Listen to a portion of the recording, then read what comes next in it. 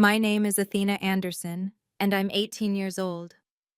On my birthday, the man who raised me threw a $50 bill at my face and told me to get out, because he was done paying for another man's mistake. He had waited 18 years for this moment. 18 years of cold silence, missed recitals, and whispered insults when he thought I couldn't hear. He believed that $50 and a slammed door would be the end of my story. He had no idea it was just the beginning. Before we dive in, please take a moment to like and subscribe, but only if you genuinely enjoy this story. Drop a comment and let me know where you're watching from and what time it is there. I love hearing from all of you. Now, let me take you back to where it all started. To understand what happened on my 18th birthday, I need to take you back 10 years, to the first time I realized I wasn't like the other kids in my family. I was 8 years old. It was the spring recital at Highlands Ranch Elementary, and I had practiced Fur Elise for 3 months straight. My fingers knew every note by heart. My mother, Linda, sat in the front row with her phone out, recording every second. She wore her favorite blue dress, the one she saved for special occasions. The seat next to her was empty. Richard had a last-minute meeting. That's what Mom told me when I asked where he was. But even at 8, I noticed that he never had last-minute meetings when Tyler had his soccer games. Tyler was 4 then, and Richard attended every single match, even the ones where my little brother just picked dandelions on the field instead of playing.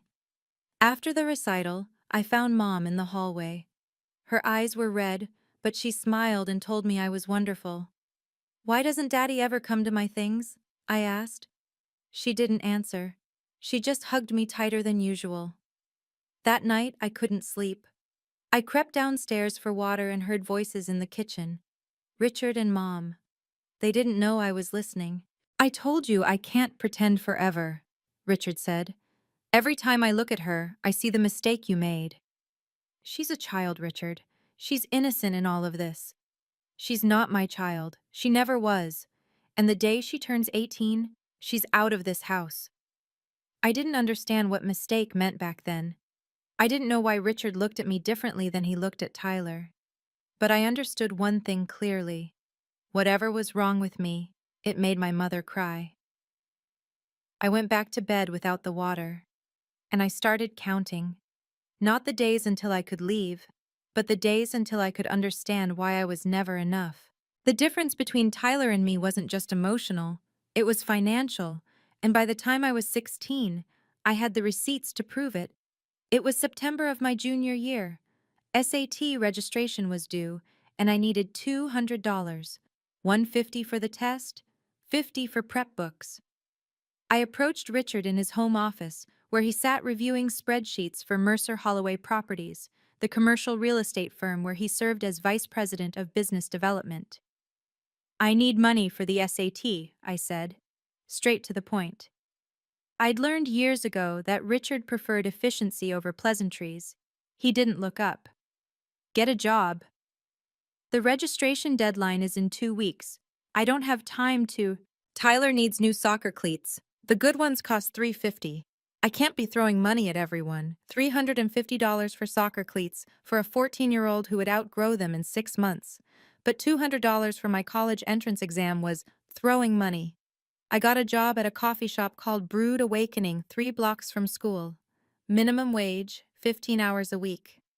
It took me 3 months to save enough for the SAT and books, while also covering my own phone bill, because Richard had removed me from the family plan when I turned 15. Tyler, meanwhile, got a new iPhone every September, the latest model. No questions asked. When my SAT scores came back, 1480 out of 1696th percentile, I left the report on the kitchen counter where everyone could see it. No one mentioned it. Not Richard. Not Karen, his second wife. Not even Tyler, who probably didn't understand what the numbers meant. Mom would have been proud. She'd been gone 4 years by then, taken by breast cancer when I was 12. But I like to think she was watching somehow. I didn't ask Richard for money again after that. If I had to build my future alone, I would. But I also kept a record of every disparity, every slight, every dollar that went to Tyler instead of me. I didn't know it then, but that record would become important later. My mother died on a Tuesday in November. She was 41 years old. I was 12. The cancer had been aggressive, 14 months from diagnosis to the end. I spent most of that year sitting beside her hospital bed, reading aloud from her favorite books, while the machines beeped their steady rhythm. 3 days before she passed, Mom asked the nurses to give us privacy. She was weak, her voice barely a whisper, but her grip on my hand was surprisingly strong. "There's a letter," she said. "In my jewelry box, the one with the roses on the lid." I knew the box. It sat on her dresser, filled with pieces she never wore anymore. A pearl necklace from her mother, a silver bracelet from her college graduation. "Don't open it until you're 16, she continued. "Promise me, Athena. 16. "Why 16? "Because you'll be old enough to understand, and strong enough to handle it." I promised. I didn't know what I was promising to, but I would have agreed to anything she asked. She died 3 days later, with me holding her hand and Richard standing in the doorway, checking his watch. 11 months after the funeral, Richard married Karen. She was a real estate agent he'd met at a company event, blonde, polished, eager to play the role of Mrs. Mercer. Karen's first act as stepmother was to reorganize the house. Mom's clothes went to donation. Her books went to storage. Her jewelry box nearly went to the attic, but I grabbed it first. "That's mine," I said, clutching it to my chest. Karen looked at Richard. He shrugged. "Let her keep it, it's just junk." I hid the box in the back of my closet, behind winter coats I'd outgrown. And I waited. 4 years. That's how long I kept my promise. I had no idea that one letter would change everything. On my 16th birthday, I opened the jewelry box. It was a Saturday morning. Karen had taken Tyler to a travel soccer tournament in Colorado Springs. Richard was at the golf course, Cherry Hills Country Club, where he spent most weekends pretending to be more important than he was. I sat on my bed with the rose-covered box in my lap. My hands trembled as I lifted the lid and found the envelope tucked beneath a strand of pearls. My name was written on the front, in Mom's handwriting. Athena. The letter was 3 pages long, written on her personal stationery, dated August 15th, 2019, 2 months before her diagnosis. I read it twice before the words sank in. "My darling Athena, if you're reading this, I'm gone, and you're old enough to know the truth. Richard is not your biological father. Before I married him, I had a brief relationship with a man named Marcus Holloway. It ended when he got engaged to someone else. I didn't know I was pregnant until after he was gone. Richard was pursuing me at the time, and I made a decision I've regretted ever since. I married him and let him believe you were his. He found out when you were 3. He discovered a DNA test I'd hidden. He's known the truth for 15 years, Athena. He chose to stay silent because he didn't want the embarrassment of admitting his wife had been with another man. I'm sorry I never told you. I was afraid of losing you, but you deserve to know who you are. Marcus never knew about you. That wasn't fair to him either. This letter has been notarized and filed with my attorney, Eleanor Vance, at Vance and Associates. She has instructions to help you if you ever need it. You are not a mistake, Athena. You are the best thing I ever did. And your real father deserves to know you exist. All my love, forever. Mom. I sat there for an hour, reading the letter over and over. Everything finally made sense, and nothing would ever be the same. That night, I typed Marcus Holloway Denver into Google. The results were overwhelming.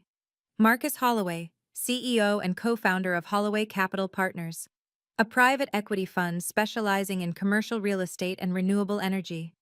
Assets under management, $2.3 billion. I stared at the number, billion, with a B. There were photos. A tall man with silver hair and sharp blue eyes, the same shade as mine. He wore tailored suits in most pictures, standing at podiums or shaking hands with governors and mayors. But the detail that made my heart stop was buried in a Denver Business Journal article from March 2022.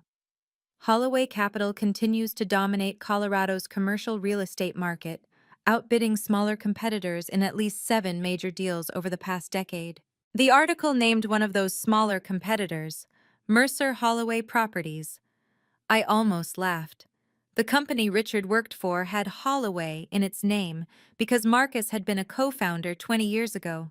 They'd split over a business dispute, and Marcus had gone on to build an empire while Richard remained a vice president at the firm they'd started together. Richard hated Marcus Holloway. I'd heard him complain about that arrogant bastard at dinner parties, blaming Marcus for every deal that fell through, every contract lost to a higher bidder. And now I knew why Richard looked at me with such contempt. Every time he saw my face, he saw the man who had beaten him at everything: business, success, and apparently my mother's heart. The question now was simple. Did Marcus Holloway want to know I existed? I waited 6 months before reaching out. I needed to be strategic. In September of my senior year, I wrote a letter to Marcus Holloway. Not an email, a physical letter, sent to Holloway Capital Partners headquarters in downtown Denver. I included a copy of Mom's letter and a simple request: an independent DNA test to confirm the truth. 2 weeks passed. Then 3. I checked the mailbox every day, my stomach churning with a mixture of hope and dread. On day 18, a response arrived, not from Marcus directly, but from his attorney. The letter was brief and professional. Mr. Holloway was willing to undergo DNA testing at Gene Trust Labs, a certified facility. An appointment had been scheduled for October 15th. The test took 5 minutes. A cheek swab, some paperwork, a promise that results would arrive within 2 weeks. On November 8th, I received the report. Case number GT 2023-1108 AM. Probability of paternity, 99.97%. 3 days later, my phone rang. An unknown number with a Denver area code. Athena? The voice was deep, measured. This is Marcus Holloway. I just received the results. I couldn't speak. My throat had closed completely. I didn't know about you, he continued. Your mother never told me. But now that I know, I'm not going anywhere. I promise you that. I believed him. March 15th arrived cold and gray, the sky heavy with clouds that couldn't decide whether to rain or snow. I woke at 6:47 a.m., 13 minutes before my alarm.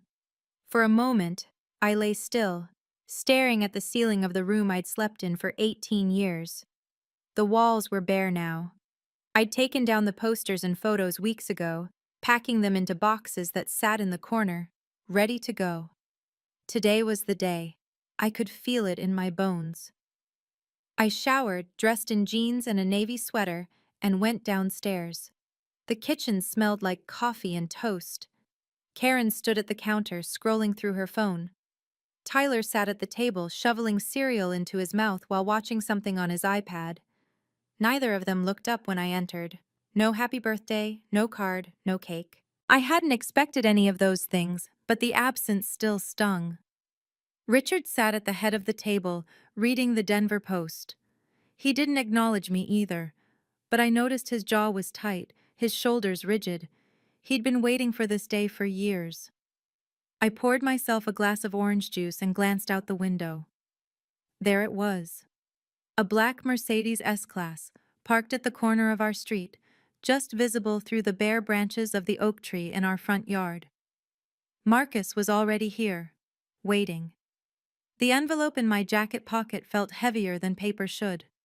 Inside were the DNA results, a copy of Mom's letter, and a photograph of Marcus and me taken 2 months ago at a coffee shop downtown. The first time we'd met in person. Oh, I took a slow breath. Whatever happened next, I was ready. Richard folded his newspaper and looked at me for the first time that morning. "We need to talk," he said. Richard reached into his wallet and pulled out a $50 bill. He didn't hand it to me. He threw it. The bill landed on the table in front of me, next to my untouched orange juice. "You're 18 now," he said. "I'm done." I stared at the 50.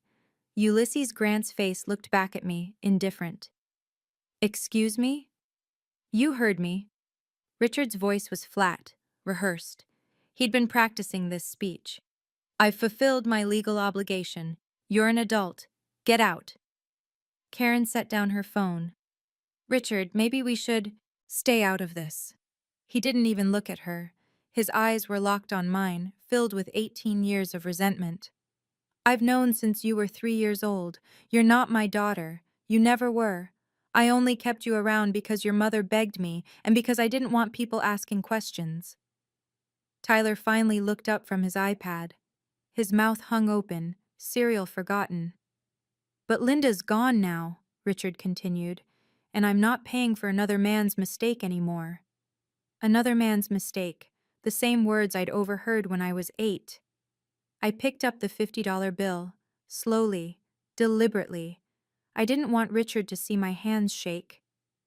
You think this is an insult, I said. It's more than you deserve. I almost smiled. Almost. I know, I said. I've known for 2 years. Richard's expression flickered.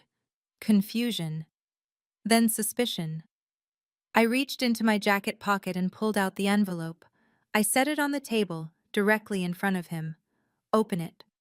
He hesitated, then tore the envelope open. I watched his face as he read the DNA results, as he recognized Mom's handwriting on the letter, as the color drained from his cheeks. And my real father, I said, is waiting outside. Richard's head snapped toward the window. The black Mercedes. The driver's door opening. A tall man with silver hair stepping onto the sidewalk. Marcus Holloway. Richard's face went gray. No, he whispered. No, no, no. I watched Richard watch Marcus. The man who had tormented me for 18 years, who had made me feel worthless, unwanted, invisible, was frozen in place. His hand gripped the DNA report so tightly that the paper crumpled at the edges. Marcus walked up our driveway with the unhurried confidence of someone who had nothing to prove. He wore a charcoal overcoat and leather gloves, his silver hair perfectly styled despite the March wind. That's impossible, Richard breathed. You and him? Linda and... He couldn't finish the sentence. Before you, I said. Before she ever knew you existed. Karen had gone pale. She looked between Richard and the window, trying to piece together what was happening. Tyler had abandoned his iPad entirely, his teenage apathy replaced by wide-eyed shock. You planned this, Richard's voice cracked. You've been planning this. For 2 years, I confirmed. Ever since I found Mom's letter. Ever since I learned that you knew the truth and punished me for it anyway. The doorbell rang. Nobody moved. It rang again. I'll get it, I said. I walked to the front door, my heart pounding but my steps steady. I could feel Richard's eyes burning into my back. I could hear Karen whispering something frantic, probably trying to figure out how this would affect her social standing. I opened the door. Marcus Holloway stood on the porch, his blue eyes, my eyes, meeting mine. Ready? He asked. Ready? I turned back to look at Richard one last time. He was still standing at the kitchen table, the $50 bill forgotten on the floor. Goodbye, Richard. Marcus didn't wait for an invitation. He stepped past me into the foyer, his presence filling the space in a way Richard never could. Richard. Marcus's voice was calm, almost pleasant. It's been a while. Richard found his footing. Get out of my house. I'm here to collect my daughter, the one you just threw out with a $50 bill. Marcus glanced at the crumpled money on the floor. Generous of you. She's not your... Richard stopped himself. The DNA results were still in his hand, the evidence undeniable. 99.97%, Marcus said. Gene Trust Labs doesn't make mistakes. Neither did Linda, apparently, when she chose not to tell me. Karen finally spoke. Richard, who is this man? Marcus Holloway. Richard spat the name like poison. My former business partner, the one who's been sabotaging my deals for years. Sabotaging? Marcus raised an eyebrow. I believe the word you're looking for is outperforming. There's a difference. I stood by the door watching the confrontation unfold. Part of me wanted to intervene, but a larger part understood that this moment wasn't about me. It was about Richard facing the consequences of his cruelty. You think you've won something? Richard stepped closer to Marcus, his fists clenched. Taking her doesn't change anything. She's still Linda's mistake. She's still... Careful! Marcus's voice dropped, losing its pleasant veneer. That's my daughter you're talking about, and I've spent the last 6 months learning exactly how you've treated her. The words hung in the air. I know about the SAT money you refused, Marcus continued. The phone plan you cut, the trust fund you've been draining, all of it. Richard's face went from gray to white. How? It doesn't matter how. What matters is that everything you've done to Athena will have consequences, starting today. Marcus reached into his coat and produced a manila folder. He set it on the kitchen counter, directly in front of Karen, who flinched as if it might bite her. Linda left Athena a trust fund, Marcus said. $180,000 to be managed by her legal guardian until she turned 18. He flipped open the folder. That guardian was you, Richard. Richard's jaw tightened. I had every right to access those funds. Raising a child is expensive. Is it? Marcus pulled out a spreadsheet. Bank statements, highlighted and annotated. According to these records, you withdrew $47,000 over the past 5 years. For child-rearing expenses. He looked at me. Athena, did Richard pay for your SAT registration? No. Your phone bill? No. School supplies? Clothes? Extracurriculars? I paid for everything myself, with money I earned working at a coffee shop. Marcus turned back to Richard. So where did $47,000 go? Silence. Karen's eyes darted to the spreadsheet. I saw her expression shift. Not guilt exactly, but recognition. She knew where that money had gone. Tyler's soccer camps, Tyler's private coaching, Tyler's endless parade of new electronics. That's embezzlement, Marcus said quietly. Under Colorado law, a trustee who misappropriates funds can be held personally liable, plus interest, plus legal fees. You can't prove. I already have. Marcus tapped the folder. My attorney, Eleanor Vance, has been reviewing these records for months. The same Eleanor Vance your wife Linda hired to protect Athena's interests before she died. Richard looked like he might be sick. We'll discuss this more, Marcus said, after the gala. One more thing. Marcus pulled a second document from the folder, a printed email, complete with headers and timestamps. Richard's face went from white to green. September 12, 2018, Marcus read aloud. From Richard Mercer Holloway, com to your personal attorney. Subject, inheritance issue, confidential. He held up the paper so everyone could see. I need to know my options for minimizing inheritance obligations to a child who is not biologically mine. Specifically, can I exclude her from my will without disclosing the reason? And what happens to her mother's trust fund if the child is removed from the household before age 18? Karen gasped. Even Tyler looked disturbed. Where did you get that? Richard's voice was barely a whisper. Your company's IT department isn't as loyal as you think, Marcus said, especially when they're offered better opportunities elsewhere. I hadn't known about this email. Marcus had mentioned he was gathering evidence, but I didn't realize how deep he'd dug. You've been planning to cut me out since I was 12, I said. The words came out steady, factual. Before Mom even died. Richard couldn't meet my eyes. The gala is in 1 week, Marcus said, tucking the documents back into the folder. I suggest you spend that time consulting with your lawyer, because after Saturday night, everyone in Denver's business community will know exactly what kind of man you are. He extended his hand to me. Athena, let's go. I took one last look at the kitchen, at Karen's frozen expression, Tyler's confusion, Richard's crumbling composure.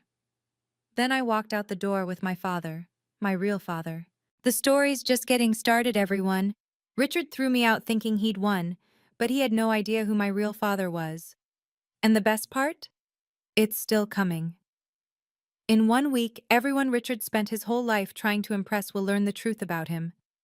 If you want to see what happens at that gala, hit like and subscribe right now. Trust me, you don't want to miss this. I should have known Richard wouldn't go quietly. The week after my birthday, I moved into a guest apartment in Marcus's building downtown, a sleek high-rise with floor-to-ceiling windows overlooking the city. It was temporary, just until I started college in the fall, but it felt like a different planet compared to the house in Highlands Ranch. For the first few days, I let myself breathe.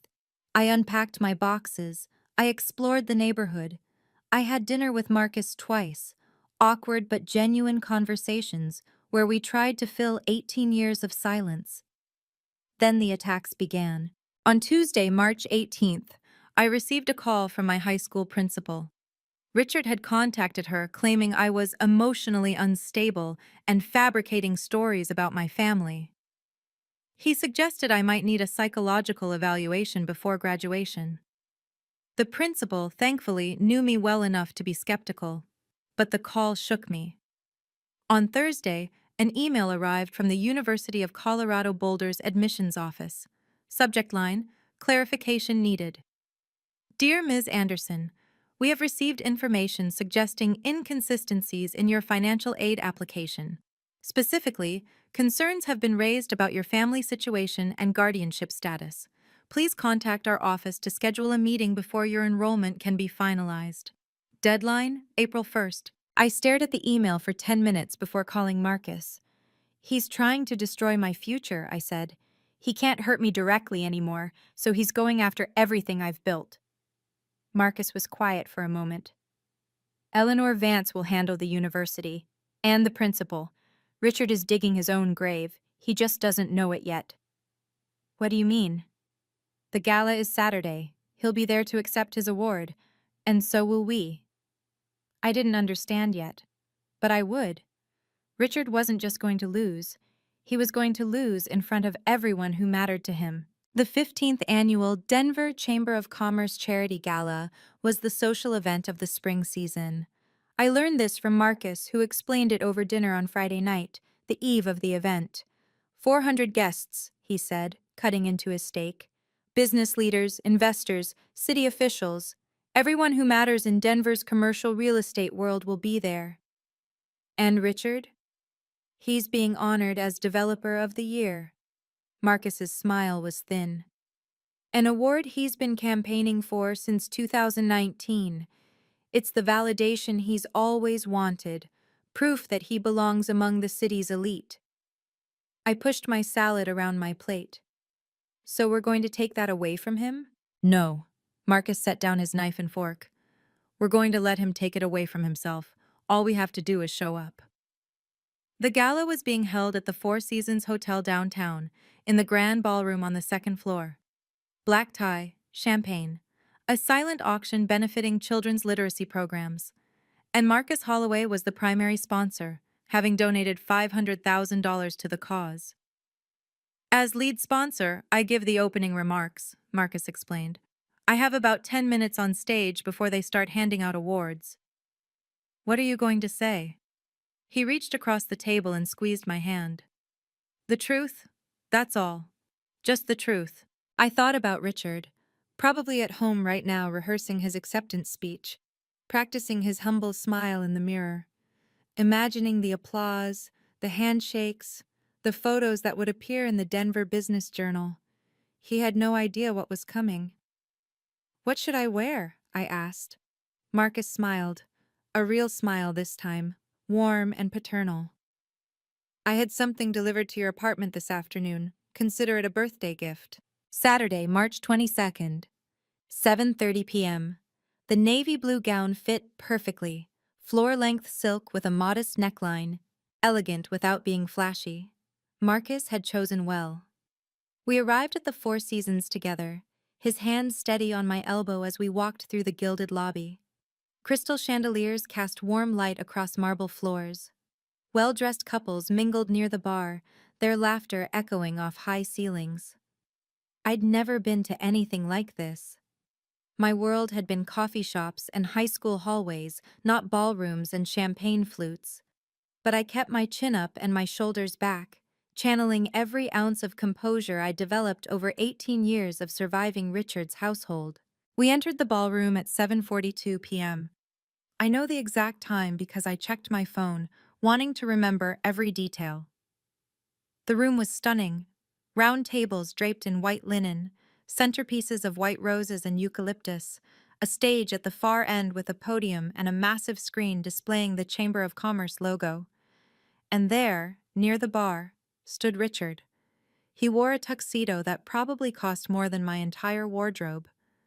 Karen was beside him in a red dress, laughing at something one of the investors said. Richard held a champagne flute, gesturing expansively as he told some story about a recent deal. Then he saw me. The champagne flute froze halfway to his lips. His eyes moved from my face to Marcus, then back to me. I watched the color drain from his cheeks in real time. He excused himself from his group and strode toward us, his expression murderous. "What the hell are you doing here?" "I was invited," I said calmly. "My father is the lead sponsor." Several heads turned at the word father. Phones appeared in hands. Someone whispered. Richard's jaw clenched so tight I thought his teeth might crack. Richard had never been good at controlling his temper, especially after a few drinks. "Your father?" He laughed, a harsh, ugly sound. "Marcus Holloway is not your father. He's a con artist who's using you to get at me." The people around us had stopped pretending not to listen. A circle was forming, drawn by the promise of drama. "Richard." Karen appeared at his elbow, her face tight with alarm. "Not here, please." He shook her off. "No. Everyone needs to know what's happening here." He pointed at me, his finger trembling with rage. "This girl is not my daughter. She's the product of my late wife's affair, a bastard I was forced to raise for 18 years. Gasps, murmurs. I saw at least 3 phones rise, cameras pointed in our direction. "I gave her a roof over her head," Richard continued, his voice rising. "I fed her. I clothed her. And this is how she repays me? By showing up here with him?" I didn't respond. I didn't need to. Richard was doing all the work himself. "She's a liar and a manipulator, just like her mother was. Linda fooled me for years, and now her daughter is trying to do the same thing. Don't believe a word she says." The ballroom had gone quiet. Even the string quartet had stopped playing. I felt Marcus's hand on my shoulder. Steady, reassuring. "Are you finished?" I asked Richard. His face was red now, veins visible at his temples. "I'm just getting started. You think you can ruin me? You're nothing. You've always been nothing." I looked at him, really looked at him, for what might be the last time. "I don't need to ruin you, Richard. You're doing that yourself." From the corner of my eye, I saw Marcus walking toward the stage. It was time. The MC, a silver-haired woman in a black sequined dress, tapped the microphone. "Ladies and gentlemen, if I could have your attention, please. It's time to begin our program. Please welcome our lead sponsor and keynote speaker, Mr. Marcus Holloway." Applause filled the ballroom. Marcus climbed the steps to the stage with the easy confidence of a man who had addressed thousands of audiences. He shook the MC's hand, adjusted the microphone, and smiled out at the crowd. "Thank you all for being here tonight," he began. "The Denver Chamber of Commerce Charity Gala has raised over $12 million for children's literacy programs over the past 15 years. That's something we should all be proud of." More applause. Richard had retreated to his table, his face still flushed, Karen whispering urgently in his ear. "Tonight, I want to talk about something personal," Marcus continued. "About family, about the choices we make and the consequences that follow." A ripple of curiosity passed through the crowd. This wasn't the typical sponsor speech. 20 years ago, I made a choice that I've regretted ever since. I walked away from someone I cared about because I thought I had better options. I didn't know then that she was carrying my child. The whispers intensified. I saw heads turning, searching for context. 6 months ago, I received a letter from a remarkable young woman. She had spent 2 years researching her own history, gathering evidence, building a case. She did this not for revenge, but for truth. for the right to know where she came from. Marcus looked directly at me. That young woman is here tonight, and I'd like to introduce her to you, not as a secret, not as a scandal, but as my daughter. He extended his hand toward me. Athena, would you join me on stage? The walk to the stage felt like it took an hour. 400 faces watched me cross the ballroom floor. 400 pairs of eyes tracked my every step. I heard whispers. Holloway's daughter? Who is she? Did he say 18 years? I climbed the stairs and took Marcus's hand. He pulled me gently to his side, facing the crowd.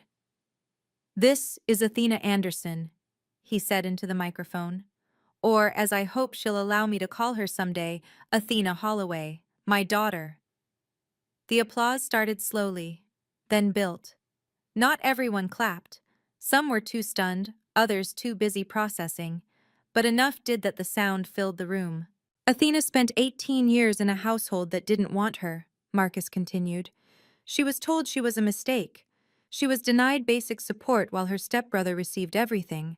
She paid for her own SAT registration by working at a coffee shop because the man who was supposed to be her guardian refused to give her $200. I saw Richard's table. His face was ashen. Karen had her hand over her mouth.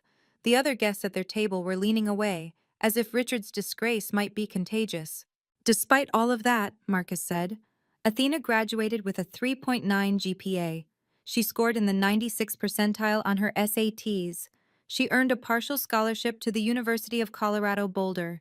She did all of this alone, without help, without support, without anyone telling her she was worthy. He turned to me, his eyes glistening. I missed 18 years of your life, Athena. I can't get those back. But I can promise you this. From today forward, you will never be alone again. I couldn't speak. My throat was too tight, so I just nodded and squeezed his hand. The applause was deafening. Marcus gestured toward the side of the stage, where a woman in a tailored gray suit stood waiting. For those who might question the validity of what I've shared, allow me to introduce Eleanor Vance, senior partner at Vance & Associates. Ms. Vance has been the custodian of the documentation that proves Athena's parentage.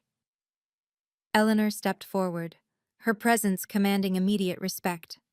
She was in her late 40s, with sharp features and the composed demeanor of someone who had spent decades in courtrooms. "Good evening," she said into the microphone.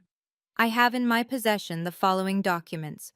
First, a notarized letter written by Linda Anderson Mercer on August 15, 2019, attesting to Marcus Holloway's biological paternity of her daughter Athena. Second, DNA test results from Gene Trust Labs, dated November 8, 2023, confirming a 99.97% probability of paternal match between Mr. Holloway and Ms. Anderson. She held up a folder, the same folder Marcus had shown Richard a week ago. These documents have been authenticated and are available for legal review. There is no ambiguity here. Athena Anderson is Marcus Holloway's biological daughter. The room buzzed with reaction. I saw a reporter from the Denver Business Journal scribbling furiously in a notebook. Phones were out everywhere, recording, texting, posting. Richard's table had become an island of silence. The other guests had physically shifted their chairs away from him. No one wanted to be associated with what was unfolding. One more thing, Eleanor added. I am also in possession of financial records indicating that Richard Mercer, as trustee of Athena's inheritance from her late mother, withdrew $47,000 from her trust fund over a 5-year period. Legal proceedings to recover those funds will begin Monday morning. Richard stood abruptly, knocking over his champagne glass. He didn't say a word, he just walked out. He didn't get far. Richard made it about 10 steps toward the exit before someone called out, "Running away, Mercer?" He stopped, turned. His face was a mask of barely controlled fury. "This is a setup," he shouted, his voice cracking. "Marcus has been trying to destroy me for 20 years. He's using that girl to finish the job." The crowd shifted uncomfortably. A few people looked at Marcus, then at me, then back at Richard. "The DNA test is fake," Richard continued, striding back toward the stage. "The documents are forged. This is all a lie designed to humiliate me." Marcus didn't flinch. Gene Trust Labs is one of the most respected facilities in the country. Their results have been used in thousands of legal proceedings. Are you suggesting they're part of my conspiracy? I'm suggesting you paid them off. And the letter from Linda? Your own wife? Is that forged too? Richard's mouth opened, then closed. He had no answer. "You called my daughter a bastard in front of 50 witnesses," Marcus said, his voice dropping to something cold and dangerous. "You admitted, publicly, that you knew she wasn't your biological child, and that you resented her for it. You did that before I said a single word." Murmurs of agreement rippled through the crowd. "Everything that's happening to you tonight, Richard, you brought on yourself." Someone in the crowd shouted, "What about the trust fund money?" Richard's face went pale. That's a private matter." $47,000, another voice called out. "From a child's inheritance, that's theft." The crowd was turning. I could feel it, the collective judgment shifting, the social tide pulling away from Richard and toward us. Karen appeared at his side, tugging his arm. "Richard, we need to leave, now." This time he didn't argue. They fled through the side door, leaving their table empty. The Monday after the gala, Eleanor Vance filed suit in Denver County Court, case number 2024 CV0892, plaintiff Athena Anderson, defendant Richard Mercer. The complaint was straightforward: breach of fiduciary duty, misappropriation of trust funds, and failure to properly manage assets held for a minor beneficiary. We were seeking full recovery of the $47,000 Richard had withdrawn, plus interest at 8% annually, plus attorney's fees. "The evidence is overwhelming," Eleanor told me during our meeting that afternoon. Her office was on the 17th floor of a downtown high-rise, with views of the mountains to the west. Bank statements, withdrawal records, signed authorizations, all in Richard's name. "And we have your testimony about what you actually received. Nothing. What happens now?" "Richard has 30 days to respond. He can settle or he can fight. But fighting means discovery, and discovery means we get access to all his financial records." She smiled slightly. "I don't think he wants that." I thought about the email Marcus had shown me, the one where Richard asked his lawyer about cutting me out of the will. If that email existed, what else was hidden in his files? "There's something else," Eleanor continued. "The university situation has been resolved. I spoke with the admissions office this morning. They've reviewed the concerns Richard raised and found them baseless. Your enrollment is confirmed." Relief washed over me. "Thank you." "Don't thank me. Thank yourself. You built an impeccable record despite everything working against you." Richard's accusations only made him look petty and vindictive. I left Eleanor's office feeling lighter than I had in years. The legal process would take time, months probably, but the outcome was no longer in doubt. Richard had spent 18 years making me feel powerless. That was over now. Richard's lawyer called Eleanor on April 10th, 3 weeks after the lawsuit was filed. "They want to settle," Eleanor told me over the phone. "Full repayment of the $47,000 plus $8,500 in accrued interest, plus our legal fees, $12,000. They're also agreeing to transfer the remaining balance of your mother's trust fund immediately." I did the math in my head. That's over $200,000 total. $200,500 to be precise, and they're not contesting anything. No discovery, no depositions, no trial. Why? Because Richard can't afford the scrutiny. The gala was a disaster for him, professionally and personally. His partners at Mercer Holloway have been distancing themselves ever since.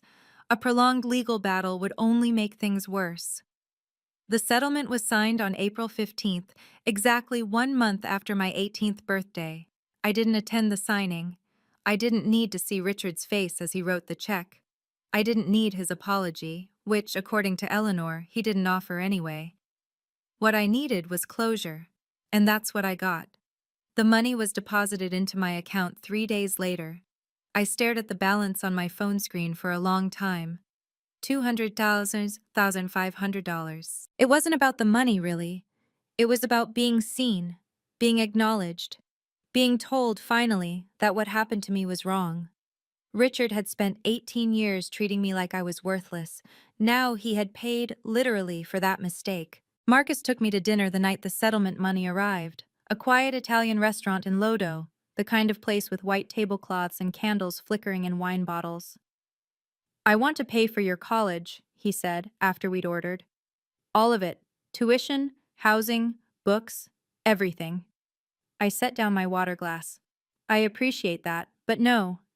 He looked surprised. "Why not?" "Because I've spent 18 years proving I don't need anyone.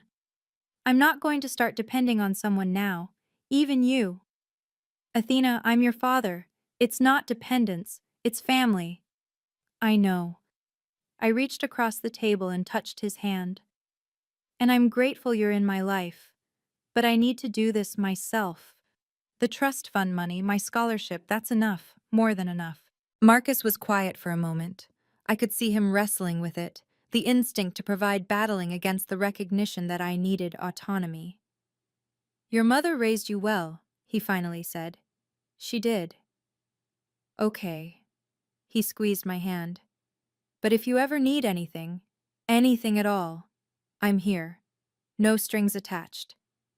"I know." We finished dinner talking about other things, his business, my plans for college, the apartment I was looking at near campus. Normal father-daughter conversation, or at least what I imagined normal father-daughter conversation might sound like. I didn't need Marcus's money to prove I was worthy. I had already proven that, every single day, for 18 years. I know a lot of you watching have been through something similar, being overlooked, undervalued, made to feel like you didn't matter by the people who were supposed to love you. If this story resonates with you, drop a comment below and share this video. Sometimes knowing you're not alone is the most important thing. And don't forget to subscribe so you don't miss the ending. We're almost there. The fallout for Richard was swift and brutal. It started the night of the gala, when the Chamber of Commerce quietly withdrew his Developer of the Year nomination. No announcement, no explanation, just a brief email to attendees the next morning stating that, due to unforeseen circumstances, the award will not be presented this year.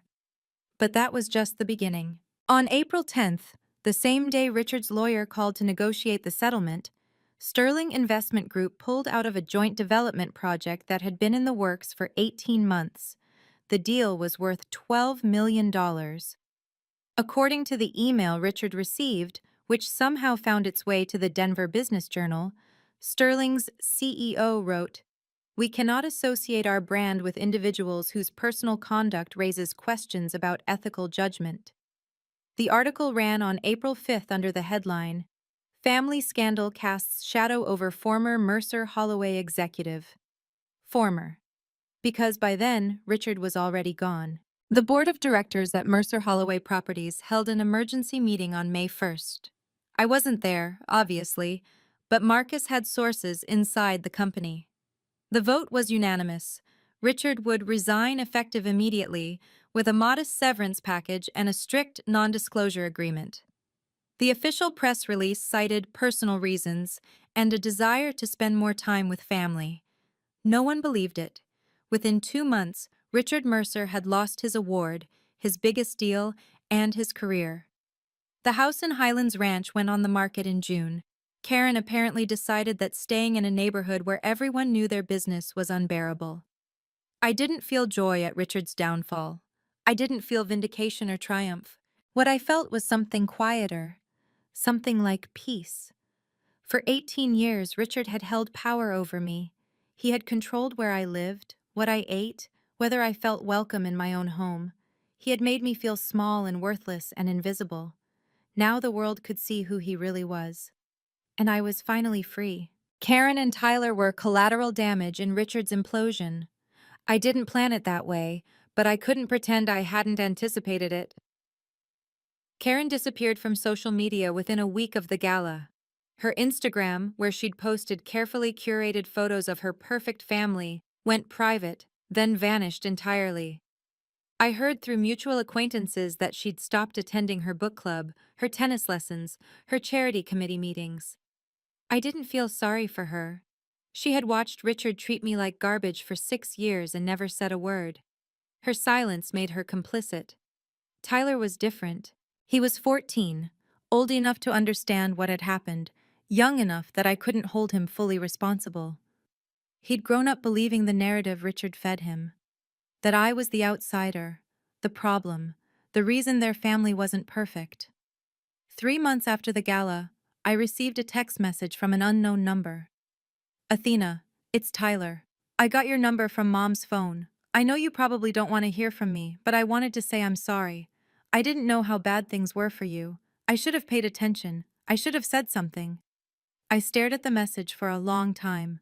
Part of me wanted to respond immediately to tell him it was okay, to rebuild some kind of relationship, but another part, the part that had spent 18 years being invisible, needed more time. I typed back, "Thank you for reaching out. I'm not ready to talk yet, but I appreciate you saying this." He replied, "I understand. Whenever you're ready, if you're ever ready."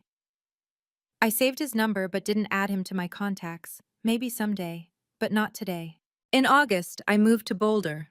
My apartment was small, a one-bedroom unit in a complex near campus, with a view of the Flatirons from the kitchen window. I furnished it with secondhand finds from thrift stores and Facebook Marketplace, a blue couch, a wooden desk, a bed frame that squeaked when I rolled over at night. It was perfect. The trust fund money sat in a savings account, earning modest interest. I used it for tuition and rent, careful to budget so it would last all 4 years. My scholarship covered the rest. I didn't touch a penny of Marcus's money. I didn't need to. Classes started the last week of August. I enrolled as a business major with a minor in communications. My professors were demanding, my course load heavy, but I thrived in ways I never had in high school. For the first time in my life, I was surrounded by people who didn't know my history, who judged me only by what I showed them. I got a part-time job at a small real estate firm downtown, not Marcus's company, not anything connected to Richard. Just a local agency that needed someone to answer phones and organize files. The pay was modest, but the experience was invaluable. Marcus visited once a month, always on a Sunday. We'd have brunch at a cafe on Pearl Street, talking about classes and work and the slow process of getting to know each other. He never pushed. He never tried to buy my affection. He just showed up, consistently, the way a father should. By October, I'd made friends. By November, I'd started dating a guy from my economics class, Jake, a Colorado native with an easy laugh and zero knowledge of my complicated past. I didn't tell him about Richard, or the gala, or the lawsuit. Not yet.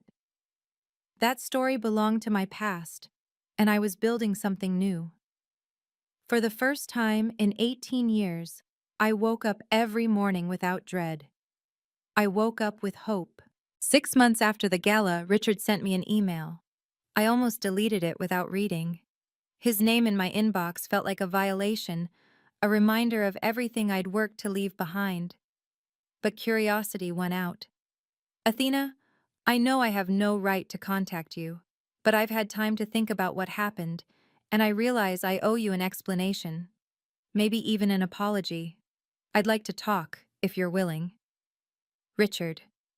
No dear, no sincerely, no acknowledgement of the specific harm he'd caused.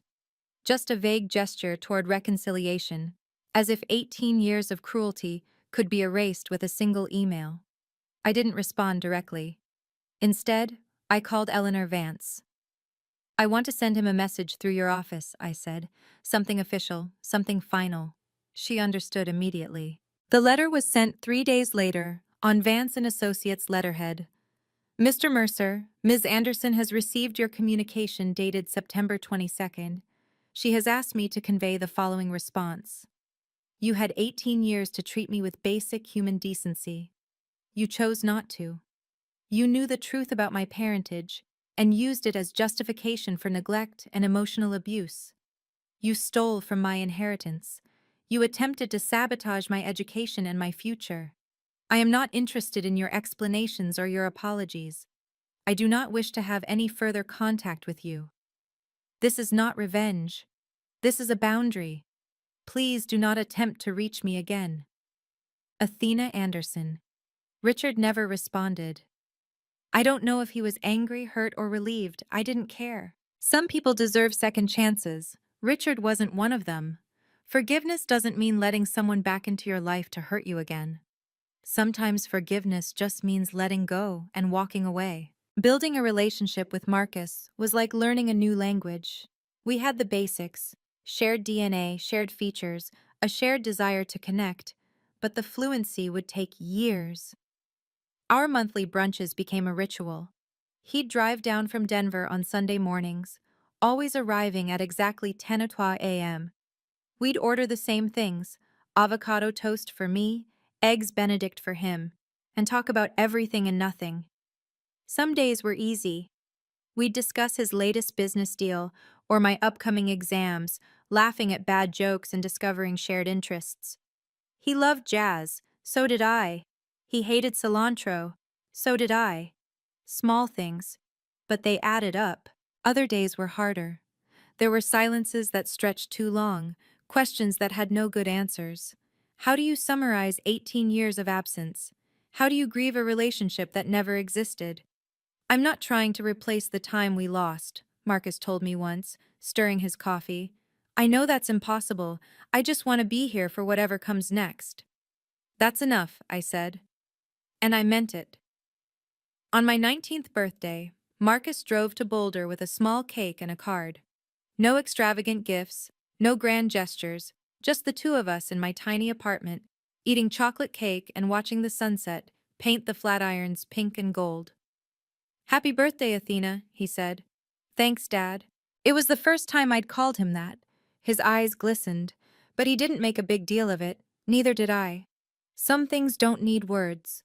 Looking back, I sometimes wonder what would have happened if I'd never found that letter, if I'd never reached out to Marcus, if I'd just accepted Richard's $50 and disappeared into the world, another forgotten child of a broken home. But I did find the letter, I did reach out, and everything changed. Here's what I learned from 18 years of being invisible.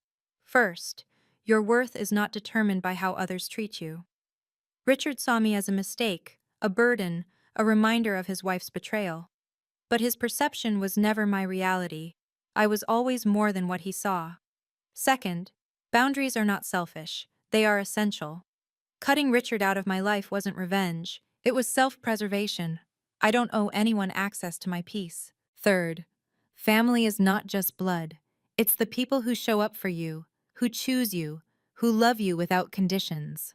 Marcus and I share DNA, but what makes him my father is the effort he puts in every single day. I'm a sophomore now, studying business and dreaming of starting my own real estate company someday. Not to compete with Richard or Marcus, just to prove to myself that I can build something from nothing. Because that's what I've always done. If you're watching this and you've ever felt overlooked, undervalued, or invisible, I see you. Your story isn't over. The people who dismissed you don't get to write your ending. You do. Thank you for staying until the end of my story. Now I want to ask you, if you were me, would you have responded to Richard's email? Comment yes if you would have given him a chance, or no if you agree with my decision. And please subscribe and hit the notification bell so you don't miss the next story. I'll see you in the next one. Take care of yourselves.